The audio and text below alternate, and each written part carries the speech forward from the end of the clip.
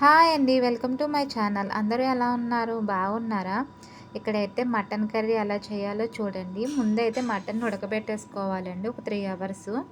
ఎందుకంటే ఇక్కడ మటన్ త్వరగా ఉడకదన్నమాట. ఇప్పుడు ఉల్లిపాయలు, పచ్చిమిరపకాయలు, అల్లం వెల్లిపాయ పేస్ట్ అయితే వేసుకుని, కరివేపాకు కూడా వేసుకుని కొంచెం వేపాలండి. వేపిన తర్వాత టమాటా పేస్ట్ అయితే వేసుకోవాలి.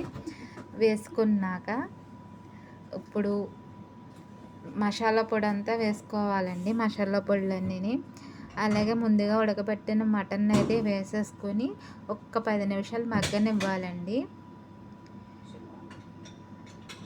మగ్గిన తర్వాత ఇప్పుడు తగినంత ఉప్పు అయితే వేసుకుని అలాగే టమాటా పేస్ట్ కూడా వేసుకోవాలండి. టమాటాలు మిక్సీ చేసుకుని వేసుకోవాలి. తర్వాత వాటర్ అయితే వేసుకోవాలండి. ఎందుకంటే లహం ముందు ఉడికిపోయింది కాబట్టి తక్కువ వాటరే వేసుకోవాలి. అది కొంచెం మరిగిన తర్వాత ఒక నిమ్మకాయ అయితే వేసుకోవాలి. మూత పెట్టేసుకోనండి. ఒక 10 మినిట్స్ ఆగిన తర్వాత ఇందులో బంగాళదుంపలు అయితే వేసుకోవాలి. అవి కూడా పెద్ద పెద్దగా కోసుకోవాలండి బంగాళదుంపల్ని. తర్వాత పచ్చిమిరపకాయలు అయితే కొయ్యకుండా వేయాలండి. ఇక్కడ కారం ఎక్కువ తినరు. ఇప్పుడు లాస్ట్ని ఇంకా బెండకాయలు అయితే వేసేసుకోవాలి.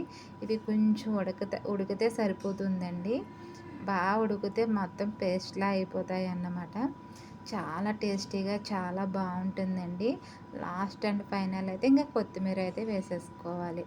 ఇంతేనండి, చాలా సింపుల్గా అయితే ఈ కర్రీ అయితే రెడీ అయిపోతుంది. ఇక్కడ దీని పేరు వచ్చేసి బామియా మటన్.